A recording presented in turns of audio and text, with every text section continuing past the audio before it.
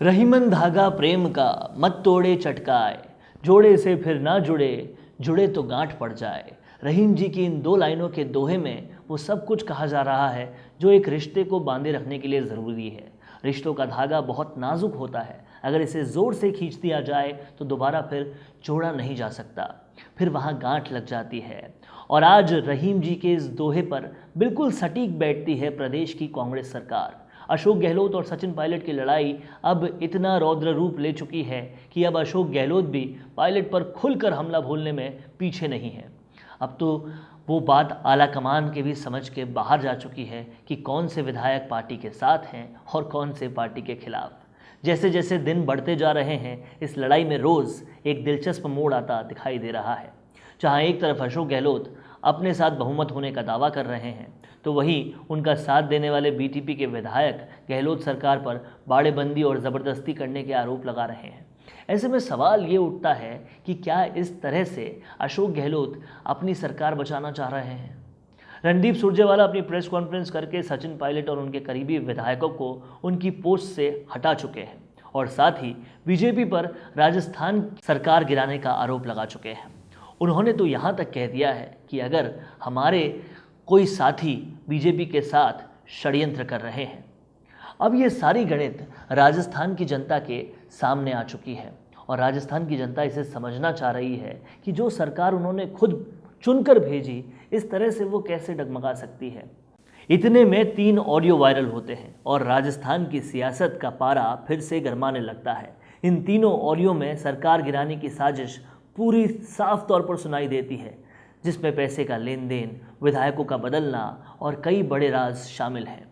इन audio में बड़ी बड़ी बातें की जाती हैं, विधायकों के नाम साफ सुनाई देते हैं, जिनमें सबसे ऊपर नाम है भंवरलाल शर्मा, विश्वेंद्र सिंह और विपक्ष के कई बड़े नेता जैसे गजेंद्र सिंह शेखावत।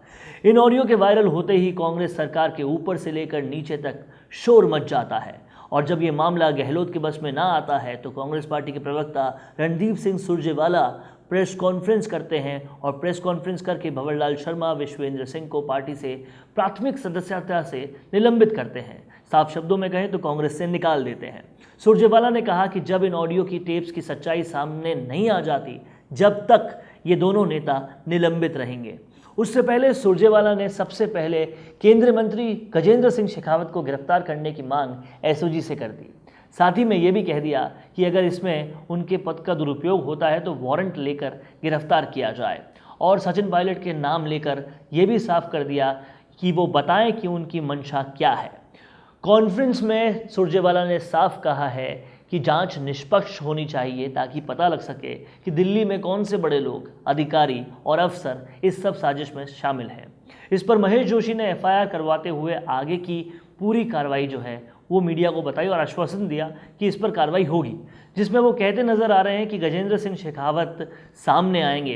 कांग्रेस की इस लड़ाई में जहां बीजेपी पर लगातार आरोप लगा रहे हैं, वहीं बीजेपी के प्रदेश अध्यक्ष सतीश पूनिया का भी वीडियो सामने आया है जिसमें वो अशोक गहलोत पर आरोप लगा रहे हैं।